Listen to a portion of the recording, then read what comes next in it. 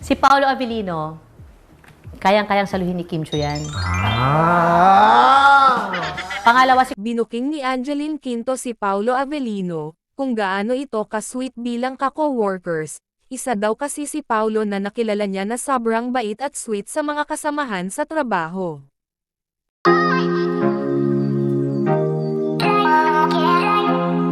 Sa isang video nakapanayam si Angeline Quinto, kung saan, ay nabanggit ng actress si Paolo Avellino.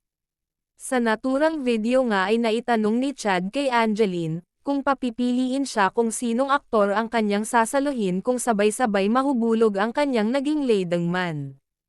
At isa nga si Paolo sa pagpipilian ni Angeline, sabi ni Angeline, hindi na niya kailangan saluhin pa si Paolo Avellino, dahil may sasalo na dito, walang iba kundi si Kim Chiu, at dito na nga naisingit ni Angeline kung ano nga ba si Paolo bilang ladangman niya, kung ano ang pagkakilala niya dito. Sabi ni Angeline, isang mabait na ladangman si Paolo sa kanya at sa buong cast at si Paolo ay sobrang sweet, na hindi naman makakaila dahil halos na nakatrabaho ni Paolo ay ito talaga ang kanilang masasabi. Si Paolo Avellino, kayang-kayang saluhin ni Kim Chiu yan. Pangalawa si Pinakamabait. mas naka-work ko kasi din si Paolo. So siya yung mas sweet at mabait sa akin. Kasi lalo nung tayo nabuntis ako kay Sylvia, lahat ng mga ikikrave ko sa set namin, pinapadala niya sa Ay, akin. talaga. Ganun siya ka-sweet na tao. Yung, gusto niya anggi ng ice cream sa ganito, gusto niya ube, papadala. Yung maalaga. Ganun siya. Oo, generous sa ano, Kaya for me, si Paolo. Si Paolo. Eh, sino naman ang Samantala, napag-usapan naman ni Sir Eric ang malalapit na world tour ni Kim Chiu at Paolo Avellino, kung saan, ay ina-announce ito noong linggo sa ASAP na this coming April na ay magsisimula na ang world tour ng Kim Pao. Lang ako nakarinig ng ng Love Team na World Tour. Although, tandaan niyo yan. Nung, 'di ba, isa ako sa mga wala pang Kim Pao noon. Binibenta pa lang namin sa inyo ang linlang, ang Kim Pao na yung iba. Wala pa, hindi nila, 'di ba nga sabi ko yan. Bakit ayaw niya ipalabas ang linlang? Inaaway ako. Pangit siguro, ganun.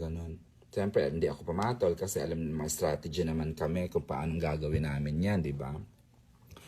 Tapos, preview na nga finally, puta, di ba? Nagtitweet na ako na ang ganda-ganda-ganda ng linlang. Ang galing-galing ni Paolo at saka ni Kim, di ba? May mga scenes akong ginagrab na until finally, na na, pinalabas na sa ayon. Diyos ko, wala na dumami ng shippers, di ba? Dami ng KPs. Ayun na, and the rest is history. They have become a phenomenal love team. Tapos, so sabi ko, Diyos ko, ano kayo mangyari after linlang? Kailangan magkaano na to. Doon ko na-recommend na mag-tour. Kasi may alam kong globally malakas sila. Kaya lang, ginawa ng another, parang after in-offer agad kay Pao yung ano nga yun, yung series? Secretary Kim. So parang kesa hindi pa sila sold na kayang mag-tour pa muna ng Kim kasi Kim Pao kasi kakabuo pa lang ng Kim Pao tsaka din lang phenomenal, di ba? So sabi, teleserye pa isa pa Secretary Kim. So yun, tinanggap ni Pao.